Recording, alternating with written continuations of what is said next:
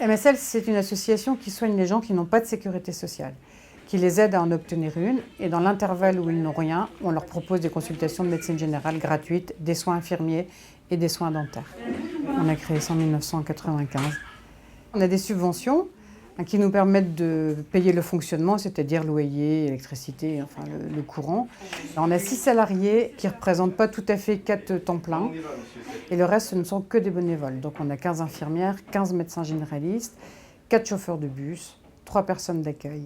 Pour l'instant, vous n'avez pas de sécurité sociale. Oui, parce que je demandais... Ça fait 4 ans que je suis en retraite. Je m'étais dit que j'allais faire du bénévolat après, puis que j'allais pas faire de médecine.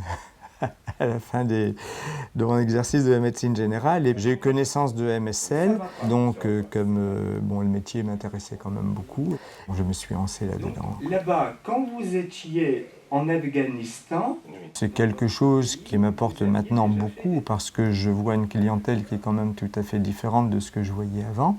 C'est très étonnant, c'est même parfois difficile parce qu'on se sent un petit peu démuni.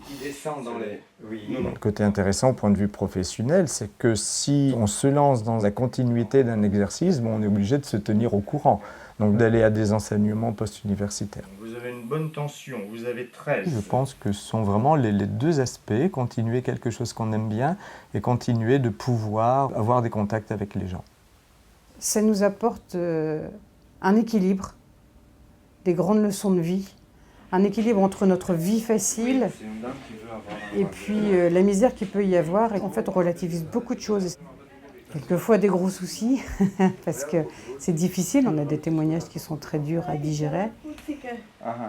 Allez, non, mais tu vas faire bien. Elle n'est pas très malade aujourd'hui. Il y a Non, juste la ça va. rougeur pour les fesses. Ça va. On peut peut-être lui faire le vaccin Ouais. aujourd'hui.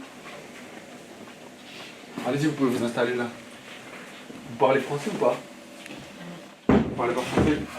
Arabe? Ouais, vous pouvez parler arabe, je comprends. Allez-y, installez-vous. Je travaille en cabinet à côté et je vais ici les mardis après-midi donner un petit coup de main. Il me reste juste ma soutenance de thèse à passer, mais j'ai fini l'année dernière les études.